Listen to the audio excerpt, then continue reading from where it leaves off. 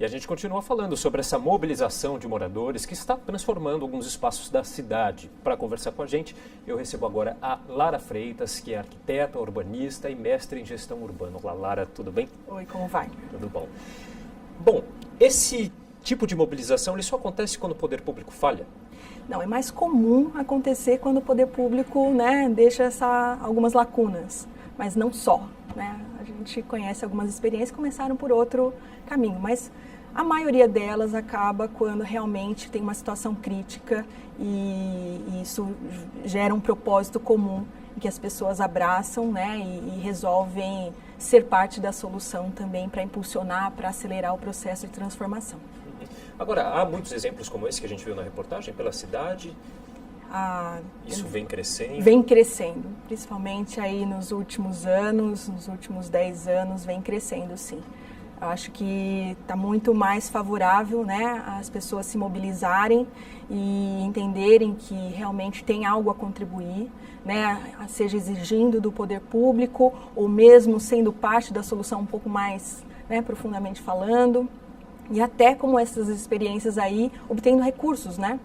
Então a gente tem visto cada vez mais experiências de sucesso nessa área. Quer dizer, se apropriar, né, do que é seu, né, essa questão de pertencimento que as pessoas estão descobrindo e que é positivo. É positiva e necessária, porque na cidade, quer seja na cidade de São Paulo, nas cidades, os problemas têm se intensificado.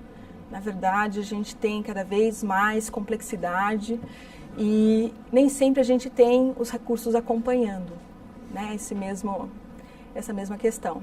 Então, cada vez mais a gente vai precisar ser parte da solução, estar empreendendo, contribuindo, reunindo habilidades, né? Porque também ali reuniu habilidades do bairro, quer seja as monetárias ou também com relação a artes, por exemplo, né? Então, isso também é legal, aproveitar o que tem disponível localmente. Agora, como é que funciona a burocracia para isso? Quer dizer, a pessoa não pode determinadas coisas, ela não pode chegar e mudar. É muito burocrático esse processo? Precisa de uma autorização da prefeitura? Não, precisa da autorização e esse diálogo é saudável, não só por causa que tem um ritual burocrático para isso, né, mas porque também nessa interação a gente pode qualificar o diálogo.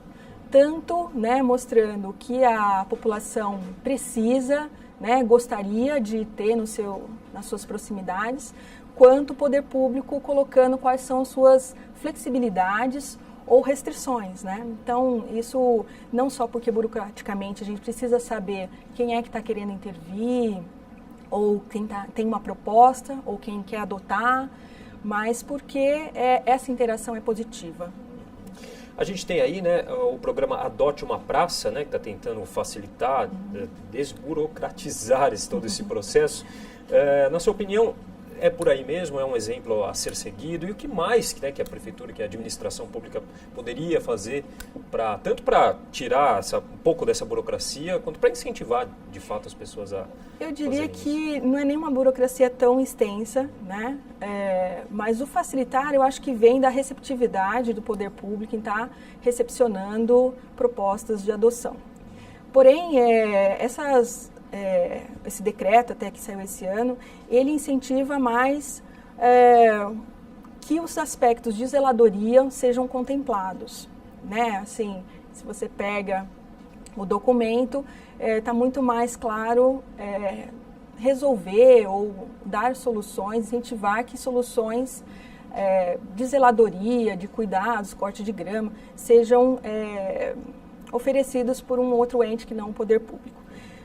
Porém, para a saúde, né, das praças e dos espaços públicos, a gente precisa ir além disso. A gente precisa também incentivar a outros tipos de apropriação, de convivência, que aí um outro documento legal, que é a Lei de Gestão Participativa de Praças, é que traz, né, um incentivo maior a fazer um comitê de usuários, né, o que pode ser interessante ter na praça, como fazer isso, ter o cadastro da praça. Então, é legal a gente ter, sim, opções e formas de melhorar a condição das praças, né, através de termos de cooperação, adoção, Mas também é importante esse outro eixo, que é o incentivo à participação das pessoas no engajamento, por exemplo, num comitê de usuários. Bom, e também é interessante que quanto mais se cuida, por exemplo, um espaço ali que é reformado, as pessoas acabam zelando, né, por esse patrimônio que é das pessoas, né? As pessoas acabam tendo mais cuidado com aquela região. Acontece mesmo esse movimento? Diríamos assim, os bens públicos pertencem a todos nós, né? Cidadãos, moradores. Mas nem sempre isso é claro para todo mundo, né? Se ela não está bem cuidada, se não está assim numa condição, ou se às vezes não tem exatamente, ou que nem para a mãe, né? Ter um brinquedo adequado para a criança, a gente acaba não sentindo que pertence, né, a todos nós aquele espaço, aquele bem público.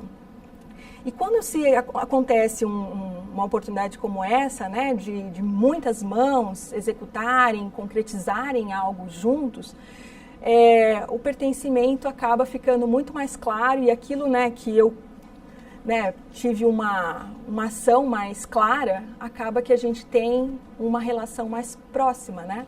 Acaba emergindo esse sentimento de pertencer. De pertencimento. Então, assim, é muito interessante que a gente, não só quando tenha demandas, mas que a gente possa se apropriar sempre dos espaços públicos, né? Porque no final eles já nos pertencem. A gente só não sente esse pertencimento tão claro, tão forte. As pessoas muitas vezes nem sabem, né? Recentemente eu fiz uma reportagem sobre as condições das calçadas da cidade. E as pessoas reclamam da condição das calçadas, mas não sabem que elas têm o dever ali de cuidar da calçada em frente à sua casa, né? E nem sabem disso, né? Acabam jogando tudo pro poder público e esquecem da parte que lhes cabe, né? Muitas vezes há um desconhecimento, né, dessas regras urbanas, né, e que muitas vezes nós somos os corresponsáveis. A gente, às vezes, não sabe o ritual para adotar uma praça, não sabe a forma como formar um comitê de usuários, ou não sabemos como cuidar da nossa própria calçada e qual é o nosso raio de alcance, né, efetivo. Então, é realmente importante que as pessoas se apropriem, né, muitas vezes essas legislações estão todas disponíveis, mas mais importante mesmo é que a gente possa fazer isso juntos, né? Adotar uma praça, você pode até fazer isso como individualmente, mas não é a forma mais saudável para um espaço, um bem público, né, de domínio comum. Bom, e só para a gente finalizar, quais os benefícios que você acha que um espaço público bem conservado ele traz para a cidade e para as pessoas? Quando você tem um espaço bem cuidado, e aí quer seja um espaço pequeno, quer seja uma calçada, uma praça, né, a gente se sente muito mais atraído a estar muito mais seguro a estar nesse espaço. Sem dúvida, sim, tem uma leitura, né, interna, imediata, quando você tem esse sinal que o espaço é bem cuidado. Lógico que tem vários outros elementos, né? O tipo de ocupação, se ele está bem cuidado e tem a presença, por exemplo, de mães com crianças, eu sinto muito mais seguro, né? Então, todos são sinais que a gente, né, dentro da psicologia social, lê como positivo, né? Eu me sinto tranquilo para estar nesse espaço. Então, cuidar é o primeiro passo, né? Estar limpo é essencial. E bem cuidado, fundamental aí para que mais e mais pessoas estejam mais tempo nos espaços públicos. Ok, bom, Lara, queria agradecer a sua participação aqui com a gente. Foi um prazer estar com vocês aqui. Muito obrigado.